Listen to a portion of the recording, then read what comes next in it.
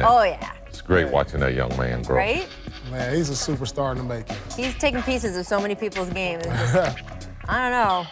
Definitely. Talk about the rookies in the playoffs right now is supposed to be. We don't know who the best rookie is. Right? LeBron said last night, he said, this is the best rookie class, and then he paused, and then he paused, and he paused, and he looked at the camera and he goes, since 2003. That's true. That's true. So there you go. Welcome to The Jump. I'm Rachel Nichols, 2008 champ, finals MVP, Paul Pierce. I'm sorry, will you show the people the inside of your jacket? Oh, yeah. We styling and profiling today, baby. Flavor. Scotty, who is always super well dressed, 6-time champ, Hall of Famer. You're always a little bit more low-key because you're like, I have the aura. Hey, I'm liking this flavor. Right? I gotta bring out a little flavor, once in a while for my girl right here. I wasn't sure if you're gonna wear the sunglasses for the whole show. You can wear it, on and off. I can't give them a taste. I can't give them everything. I understand. So today is not a good day for the Toronto Raptors. You know how sometimes people joke that everyone is saying such nice things about them, they feel like they're at their own funeral?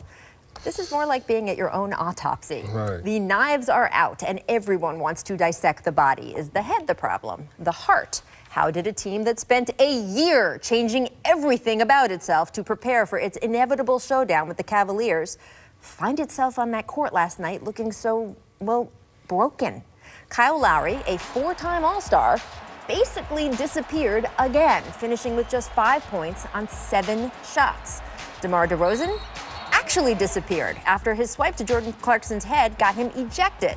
By the end of the third quarter, it was fair to wonder if the NBA should install a kids softball-style mercy rule. Because when LeBron is hitting shots like this, yeah, damn, the game is over. That angle is ridiculous. And no, it's not exactly Larry Legend's behind the backboard basket, but come on, it's close enough. We got to fish out the old videotape.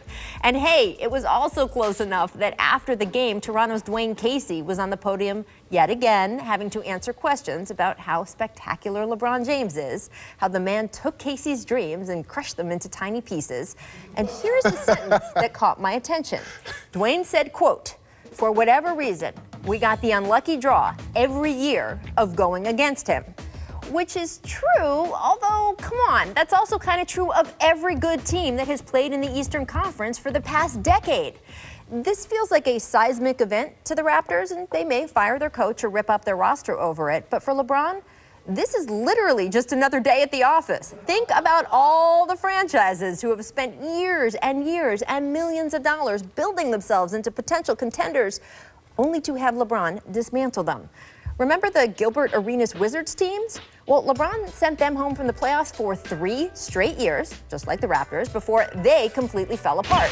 Or what about the Bulls, who really thought they had something with Derrick Rose and Joakim Noah, and yeah, well, in 2010, they lost to LeBron.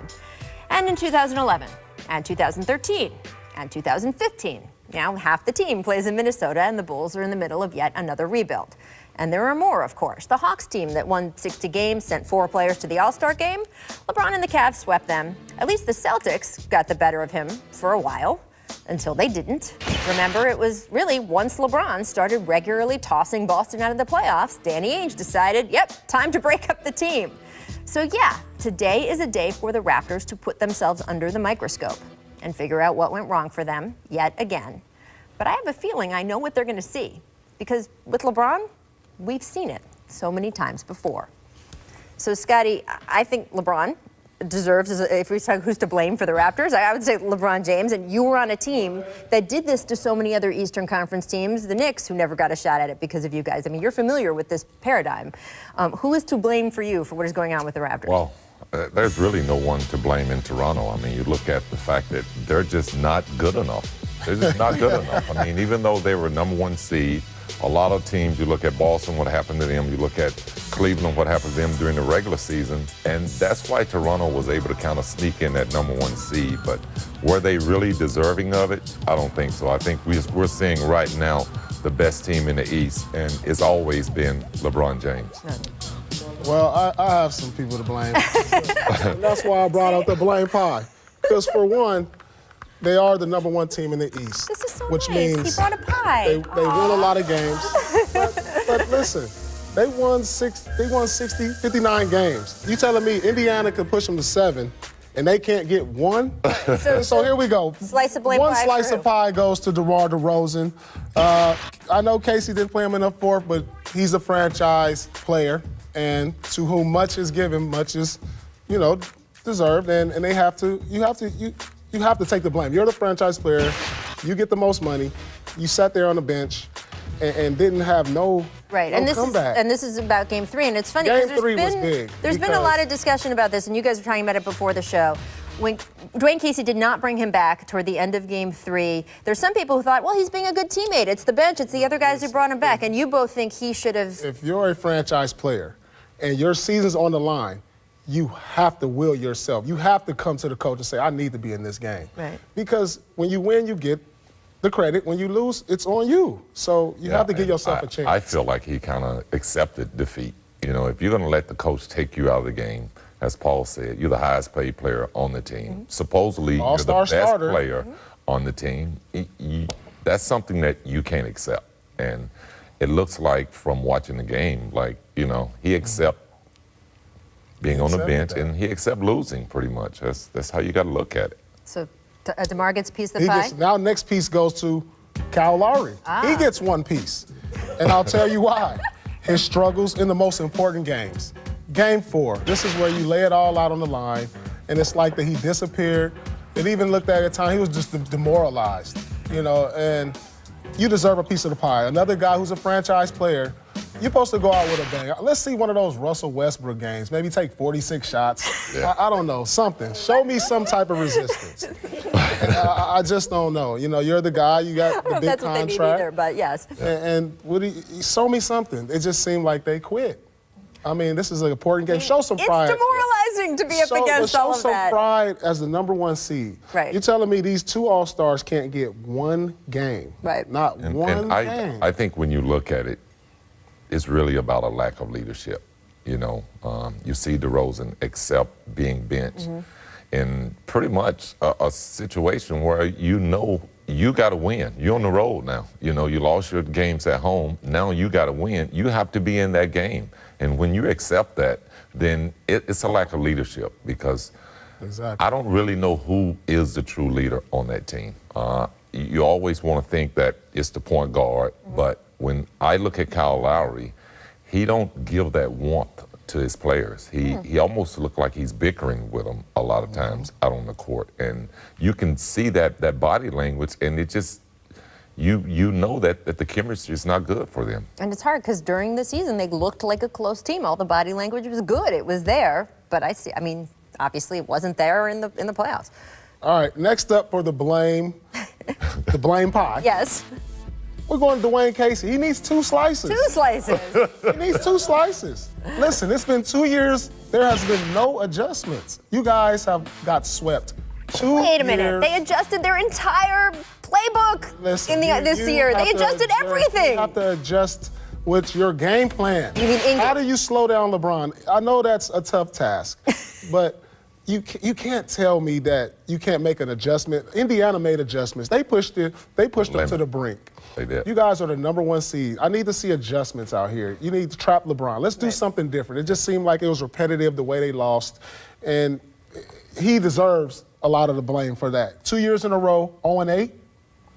Come on. I think also, when you talk about your pile over there, your all-star players, DeRozan, you got to challenge LeBron, man. I mean, he's knocked you out the playoffs so many times. You gave him so much clout last season when they knocked you out. Like, at some point, you got to stand up for yourself and for your team and show your leadership. Well, if you were Dwayne Casey, would you have had him sort of try to suffocate LeBron and dare everyone else to shoot? I mean, LeBron's such a good passer. At some point, the stars got to go at each other. Like, one of us got to fall. But then you sit your star who you just don't trust in the 4th quarter, that you've been through the good and the bad. You're like, he's not playing well now, and you sit him for the whole 4th quarter? Like, the idea would be showing faith in the guys who brought him back. But all right, so I want to know, you've got DeMar DeRozan, you've got Kyle Lowry, you've got Dwayne Casey in your pie. Now, let's see how many pieces we have left. Oh, I think we have half the pie left. Just about.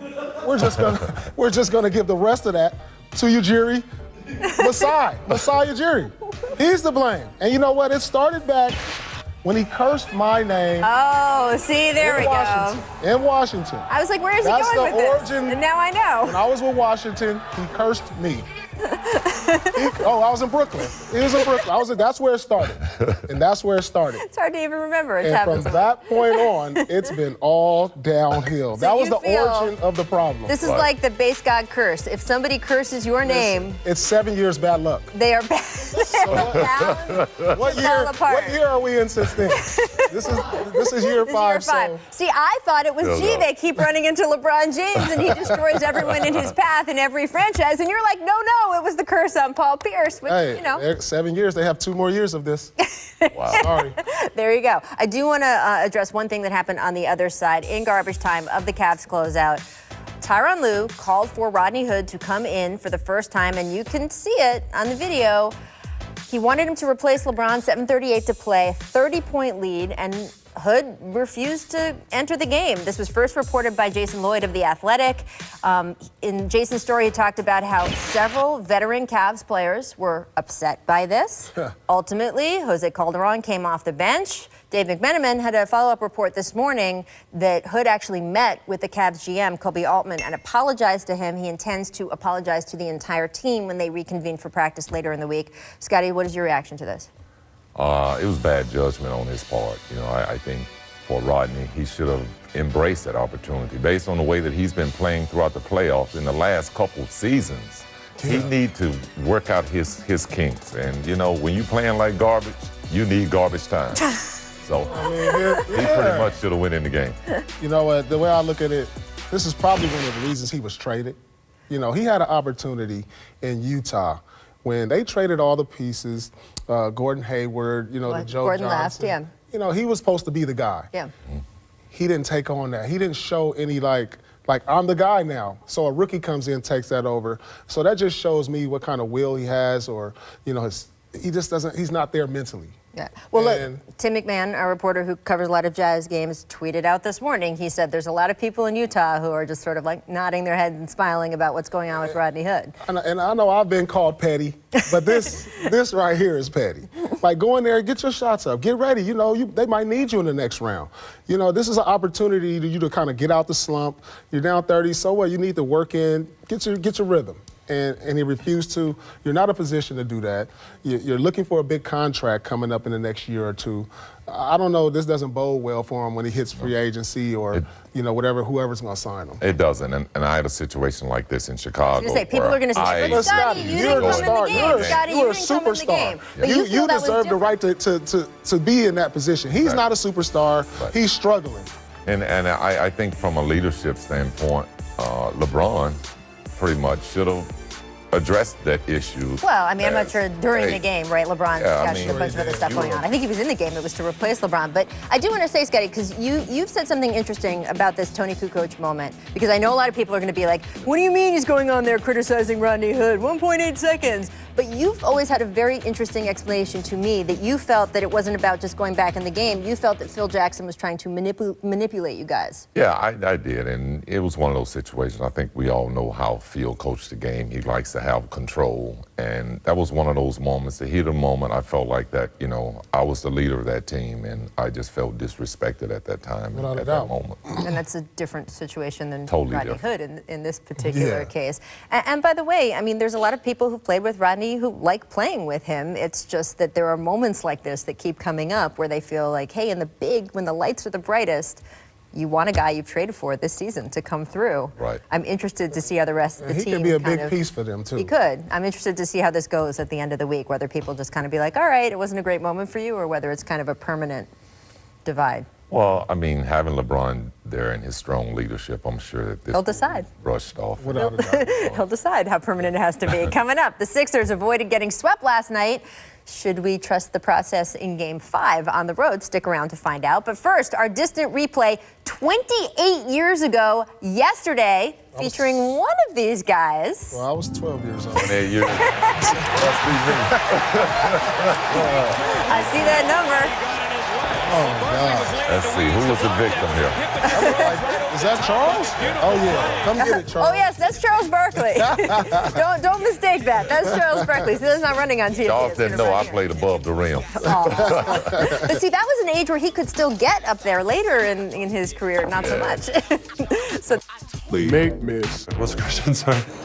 It's a make or miss league. Make? Miss. Ooh. make opportunities. Someone who's very popular with our Arizona crew on this show. TJ McConnell getting the start yesterday, pouring in a career-high 19 points, 9 of 12 shooting. Very impressed. Is this an adjustment, Check guys? this out. They should make Game changer. If he's going to get 19 for them to stay alive, then bye-bye, Philly. Because it won't happen twice. You got to assume they're going to go with the same lineup again, though, right? Yeah, they got to go with that lineup. Worked once. But shout out to McConnell. You know, Yeah. he had a great game. His moment. He's solid. He's a solid player. I really like him. Nice guy. All right, Miss stopping the ball twice in the opening minutes. No one picked up George Hill. Uncontested dunks. Pip, I mean, come on. As Wow. a former defensive stalwart that you are, does this just make you weep? Unbelievable. I mean, that just go to show you how bad Toronto is. You know, it's like you don't even stop the ball. This is the beginning of the game Look where at they were this. facing elimination. They didn't play with any pride yesterday. I was very disappointed. But I've been saying all along, Toronto just don't have it. Man, make challenges. All right, Enes Kanter has said a lot of stuff to LeBron this year. Most recently, it was, quote, LeBron, you say you're the king of New York, come prove it. He both seems to be wanting to insult him and recruit him. Do you guys see any shot LeBron would actually go play for the Knicks right now? Only if Kanter bowed down to the king. He has to bend the knee. I mean, look, I think Enes Kanter would probably actually do that. But Yeah. You know what? I've seen LeBron do some strange things, like take this team to the Eastern Conference Finals. Right. He just picked up here a couple months ago. I don't think he can do it in New York. well, I yeah. think LeBron could take any Eastern Conference team to the finals. If KP was completely healthy, I actually would have seen them as an interesting destination this summer, but not with that injury. All right, Miss Humility. J.R. Swish, a perfect 6 for 6 from the field last night, dropped 15. We talk about people keeping it up. Can T.J. McConnell keep this up? Can J.R. keep this up, Scotty? I think he can. I mean, JR has just been superb in the playoff. I mean, you look back a few years ago when he had that down year against Golden State, but I mean, he's a playoff player, man. He's a shot maker and a great defender. You know, he's a great complementary player to LeBron. He's like Jesus. He may not be there when you want him, but he's always on time. Hey, I'm telling you. That is literally the first time on television anyone has ever compared J.R. Smith to Jesus. I guarantee you. Make scoreboard. Third quarter dunk. Look at Joel Embiid. Chirping at Marcus Morris. 3-0. Look at Morris. 3-0, Chirping back. 3-0, homie. 3-0. Now, I like now that, it's. man. I like But it. still. I like the big fella trying to keep himself motivated. Well, he said that it gets him into the game, right? I can relate to that. I don't know, but Marcus Morris, I kind of like him going back at him too. I think no one's scared in this series. Nothing wrong with a little chippiness. Celtics, Sixers is always such a great rivalry. The fact that it's very clearly coming back is pretty awesome. All right, Joel Embiid also getting into it with Terry Rozier. And look, they both received texts after this. They had to be separated from other players. I like it. And by the way, what Joel had to say about Scary Terry after this game, take a listen. Trying to get the ball, and he kind of kept the ball away from me and tried to punch me twice, but too bad he's so short that he couldn't get to my face. Welcome to love this Joel guy, Embiid's man. world. We're all just living in it. I love it. Is that, I mean, he won, so we can talk a little trash. He probably would have done it anyway, right? Yeah, I mean, you know, that's just who he is. And you got to like that. You know, he keeps himself going with the trash talk, with the little shenanigans. Yeah, hey, he gives his team confidence with that. He doesn't care they're down 3-0. He's like, let's go. He feels like they can get back in the series. That's the attitude we wanted from Toronto. Right, Yeah. right. And we didn't get that.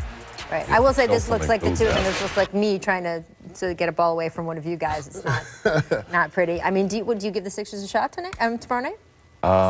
You know what? I like their enthusiasm. I like the fact that they changed the lineup, the fact that they still got some fight in them, but it's going to be difficult. I mean, they're going back home, and it's just going to be hard. Boston's very comfortable on their home court, and for Philly, I mean, it's tough. I mean, I think Ben Simmons have to have a big fourth quarter if they're going to have a chance. That's my belief. You're asking me, do I trust the process in Game 5? Yes, I trust the process. I trust the process of elimination. How long have you been waiting for that one? Come on. I trust the process of elimination. That's what I trust. Man, I walked right into that one, didn't I? I mean, look, we always say the team with the best, most talented players, I mean... They have a chance. Yeah. But like I said, I do trust the process of elimination. The Celtics feel they also have some of the most... The Celtics feel, except for debate, who has the best player on the floor. Just overall, they have more talent than the Sixers. Right. I mean, they have the best two at the top, the Sixers, but just overall, just Tatum, Rozier, Al Horford, solid as a rock, smart.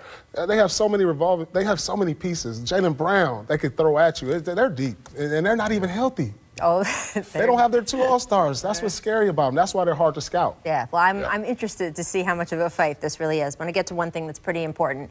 Minnesota Timberwolves assistant coach Rick Brunson resigned on Tuesday amid allegations he had harassed several women. Now, this was first reported by John Krasinski at The Athletic.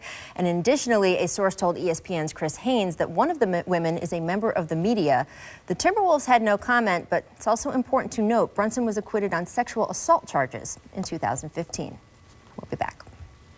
Mitchell was caught on camera voicing his frustrations with James Harden's ability to draw whistles. Mitchell said, and by the way, he's not the first one, but he said, if that's what he needs to win the blanking MVP, blanket, he did not use the word blank, but he is savvy. This kid impresses me every time he opens his mouth, and he did again. Here's what he said today. I'm pretty sure we've all said things that, in the heat of a moment, you get upset. And it was more so just about myself out and out. You try so hard to fight back and what we did, but, definitely I'm upset that it came out that way. But, like I said, you can't do anything about it. I understand that there are cameras everywhere. I'm getting used to that. But like I said, he is the MVP, and he rightfully so. Now, Paul, that was the mature thing to say. Yeah. As I said, every time he talks, I'm like, man, he is impressive. Yeah. But you are the king of trash talk. Yeah. Do you like that he kind of walked the trash talk back? Yeah, I like it because he's a rookie, and Donovan Mitchell, you will have your day one day. But you have to understand, this is James Harden. He will be MVP this year. He could have been MVP last year and the year before this. He's in his prime, Donovan. So you gotta take your lumps, young fella. This is what it's about. You're playing against one of the best players of this generation. I mean, that's James Harden. So I like the fact that he took it back, and he'll have his day one day. Well, he'll be that guy getting the calls. Yeah, I think it was a professional thing to do. But, Scotty, if you're James Harden, does it matter that you took it back, or are you just going to look to embarrass him in this game? No, I don't think it matters to James Harden. I mean, he's still going to come out and be James Harden. But I think from Mitchell's standpoint, it was the heat of the moment. And sometimes you say things that you don't really mean to say. But in looking at that game, I understand why he said that. James Harden got some calls there. But he's been doing it the last 3 years. Think about it. He's led the league in free throws over the last 4 or 5 years, and it's like by astronomical amount. Probably he's taking 1,000 more free throws than probably the next person. Look, here's my feel on this. You can take that into account when you decide how good a player James Harden is and you want to stack him up against other player. If a higher percentage of his points come from free throws and you don't like that, then you take that into account when you're evaluating guys. But I don't blame him for using all the avenues available to him to score. And if the ultimate goal is to win the games for your team, he is racking up more points for his team. And he is saying, all right, the NBA has let this avenue open. I'm going to use it. And he uses that open avenue better than anyone else, basically. And I think it's a situation where Donovan has to learn. You learn from a guy like James Harden, getting to the foul lines, numerous amount of times. Oh, well, all right, well, I want to talk about another young player, old player comparison. Scotty's former teammate, Steve Kerr, made an interesting little juxtaposition there. Take a listen. But what Andre does for us is so dramatic in every aspect. He reminds me a lot of Scottie Pippen. He really does, in terms of defensive acumen and his ability to play kind of a point forward role. Scottie was a little taller and he was a little longer, so he was a little bit better defensively because of his physical attributes. And then I kind of got a little bit more stuff in my game, like offensively. Yeah, a lot of similarities. I don't know, Iguodala. A little bit defensive-wise. We're talking about the all-time greatest defender at the perimeter. I don't know how many all defensive teams Iguodala has made.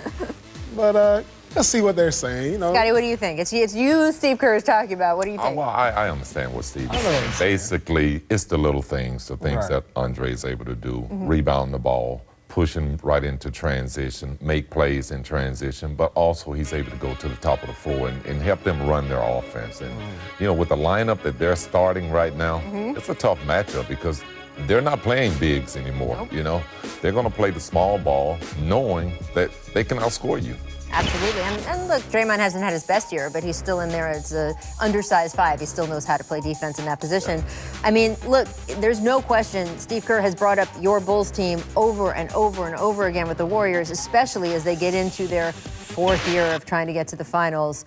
I mean, you must see just sort of how useful that would be to be the coach and having been in that position yourself. It is, and I think that's a huge advantage for Steve because he's been through that through experience. And when you have a team that's been in the finals so many times, you do lose interest. You lose interest in the regular season. You lose interest in the first few rounds of the playoffs. So it's important for him to make sure that he keep those guys motivated and hungry because once you lose that edge, it's hard to get it back. That's interesting. Now, of course, because Andre brought up your offense, our producer Danny just said in my ear, well, we got all the Scotty Banks shots. Can we see? Yeah.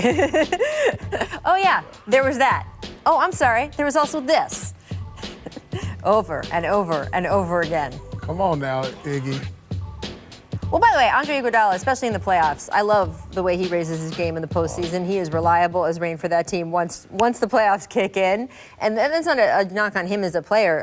I think it's good for a player to feel like if the comp is Scottie Pippen, yeah, it's great. pretty I good. mean, let's not forget Andre Iguodala was an all-star in this game, and he was a guy that sort of pushed Allen Iverson out of Philly and took on that role. So he knows how to play as being a star, but he also understands how to play a role player because he played behind Iverson, and now he's in a great situation where he's complementing a great team. Yeah, absolutely. The number of players who I run into now who say, I mean, Paul George is another guy who watched a lot of tape of you and feels like he's trying to put your game in today's game. So there's a lot of them out there. All right, tonight the Warriors can, in fact, close out the Pelicans at home. And no matter what the outcome of this series is, New Orleans, you cannot say they did not exceed expectations in such a big way. So many people wrote them off after Boogie Cousins tore his Achilles in January. But man, Anthony Davis, Drew Holiday, Rajon Rondo, the Pelicans swept the Blazers, and just the bomb that they're taking into next season, win or lose tonight, it is amazing. I sat down with these guys, and we had a good time. Take a look. It's over. A stunning sweep of the number 3 seed. Win or lose, you guys always seem so connected, whereas on some other teams, especially with big-name players, they start losing, that individualistic side kind of comes out. We're a close team. I mean, we don't try to blame it on one another. We know it's a team sport. It's not just one person who makes mistakes. It's just something about this team where to be able to go out there, win or lose, and have fun playing on the court is why we play the game. You guys hadn't all known each other for 10 years or anything, so some of you guys have UK connections. Right. So I see him nodding. Look at him over there. Blue on. I like that. What did you do even before training camp started this year to make sure that everybody was meshed? You know, we just wanted to get together before training camp and you know what other place to go to is in Kentucky. So, you know, then went to Kentucky, and if we wanted to win, we thought we should go to a winning program. And you know, Kentucky was the choice. I ain't got nothing to say about that. I mean, it was fun. And at that moment, you know, when it was 3-4 days when it was over, we knew that we're going to be a good team and we're a close group, and they're showing that. And was it mostly basketball on-court stuff? We ended it off with a softball game. We definitely found out who the athletes were. DeMarcus is not an athlete. What kind of role does each guy play in this crew? Like, who's the funny one? Who's the... Well, Drew's funny. He's funny, but he's I think, he's a dancer. okay. He's great at Dancer that off, but I do what I can. You know? he's definitely the guy who's on you all the time. Yeah. You know, he wants to win. I mean, Nah, wants but to- he in wants to win. everything, though. I'm Yeah. talking about, like, shooting he- drills, if it's checkers. The funny thing that Rondo said was, anytime something happens, he was like, "Come on now, Pisces." Like, he always tells me that. And he's a Pisces, so we kind of like understand each other. By the way, he has a first name. What is it about all your teammates? Because I work with Paul Pierce now, and he never calls you anything but Rondo. Well, I don't, because it's like 8 different ways to say it. You know, people like Rajan, like, no, it's how you, Rajan. Like, Yeah. But before I knew as a teammate, I would say Rajan Rondo. I always said that. I'm glad we could have this moment here finally where you asked him how to pronounce his name. I'm proud of that. That's good. I'm And his glad. teammate for us. You guys mentioned Boogie. Obviously, you lose a 4-time All-Star in DeMarcus Cousins. After Boogie went down, AD told me, he's like, I need to go all Russell Westbrook with my aggressiveness. And my Lord, that is pretty much. Said that. Get him up. High off the glass. No, don't follow for Anthony Davis. He's got 53. I've never seen a player be able to do that. Like, again, it's like playing 2K where you can control everything, and that's what he did. On both ends of the floor. On both ends of the floor, yeah. Everywhere. You know, he does a lot of things for us that doesn't show up in the stat book, and that's what I appreciate probably the most. So it was fun to be a part of. You know, I like to talk a little trash, and you got a player like that on your team. You know, he's a little more quiet. He might not say nothing, but I'll do all the talking for him. Holiday is ringing through. Holiday is lethal. I think it was your first round of the playoffs against Portland, where the more casual NBA fan did sort of wake up to the Drew Holiday wonders. What was it like to see so many people go, oh, right, he's really good? Oh, really good. A lot of people maybe did know your name or knew your story from what happened with your wife.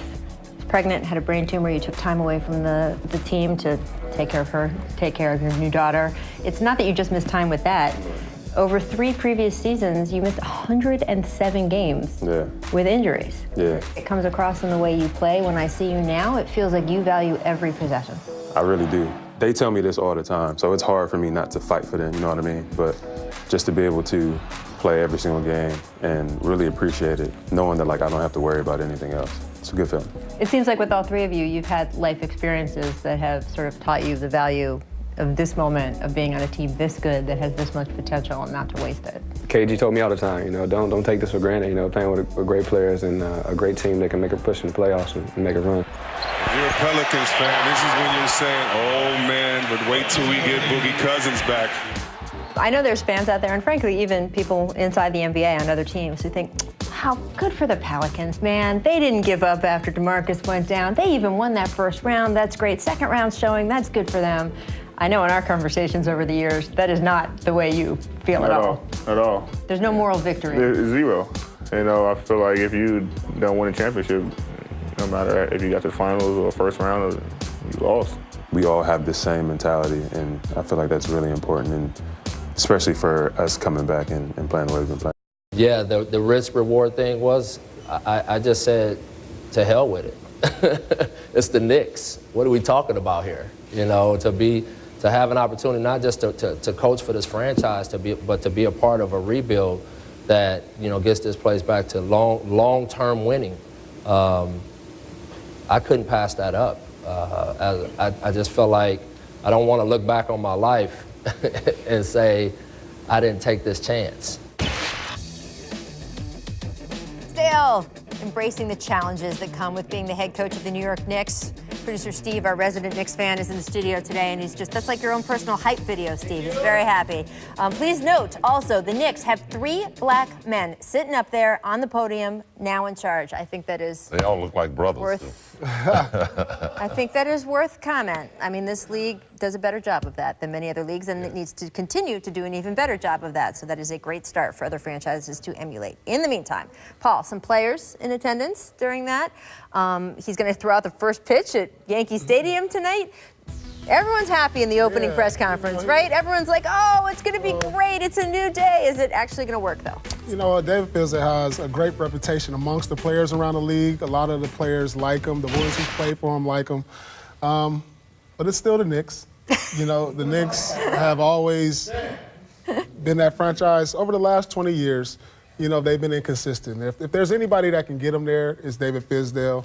And I like that choice that he made. You know, he has to learn from his mistakes in Memphis, you know, get close to his franchise player, Porzingis. And, you know, you have a great building block there. So, you know, that's a great opportunity for him and the organizations to build from that.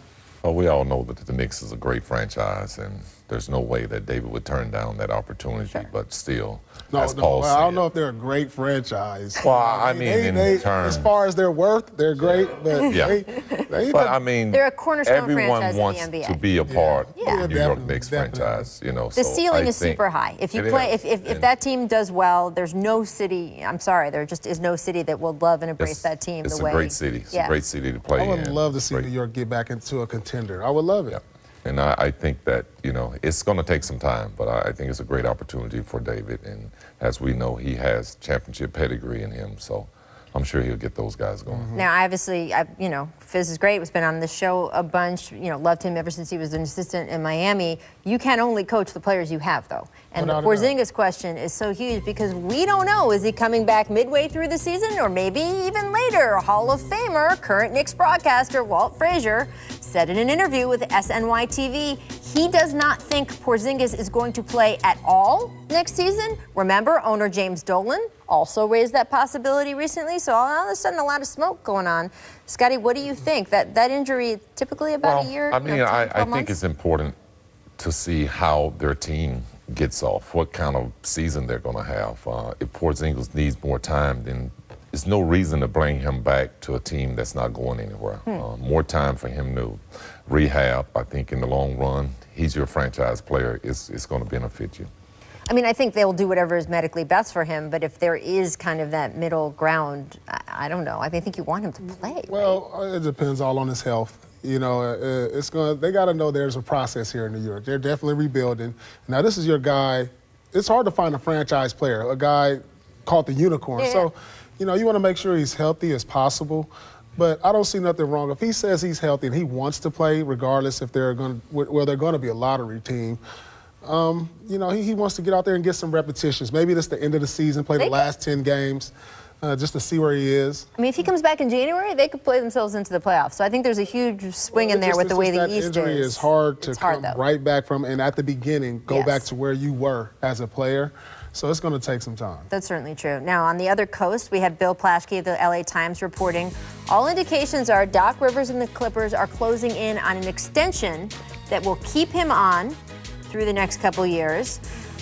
We knew it was unlikely Doc would just coach out the last year of his contract, right? So either they're going to part ways or get this extension. Do you think it's smart? I mean, you played for this man in two places, but with this Clippers team. You know, I never thought I'd see Doc Rivers see another rebuild or go through another rebuild, but we forget last year they lost Blake Griffin, Chris Paul, J.J. Redick, Jamal Crawford, and the team he put out there, he did a tremendous job with that really team. well. He coached them really well, and he showed why he's one of the better coaches in this league.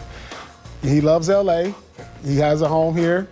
His son is here, and, you know, he has some building blocks to work with moving forward, and I think it's a good idea. I mean, you're not going to find a better... It's funny to see you like this and not like this. I know, it's taken me a little getting used to also, but I saw you in the hallway before the game, and do you remember our conversation? Yeah. What did I say? I said, how are you feeling?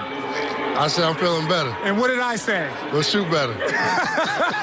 I was like, well, I told you to play like it, and you did. You came out, you set the tone in the first half, first quarter especially, not missing a shot. Hey, what kind of questions he had? Hey, RJ, what are you asking Swish? I asked the Swish. I told him in the hallway, I was like, hey, you know, you feeling better? He said, yeah. Then I was like, all right, cool. Well, then shoot like it then, right? And so, and he did. And he did that tonight. He did that tonight.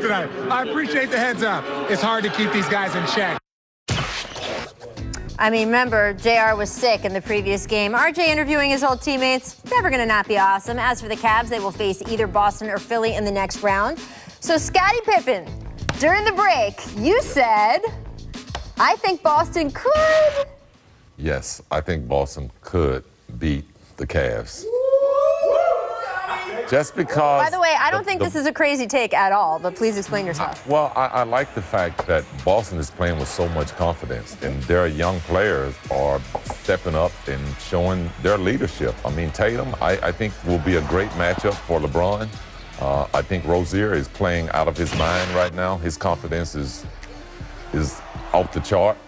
You know, and Jaylen Brown, I mean, and Marcus Smart. I mean, they got guys that are committed to winning, and they are working hard at it, and that's what you like in terms of watching playoff basketball. You like to see a team giving their best effort, and that's what the Celtics has been doing. It's not out of the realm of possibility because you look at the series, talent, top to bottom, LeBron is going to be the best player in the series.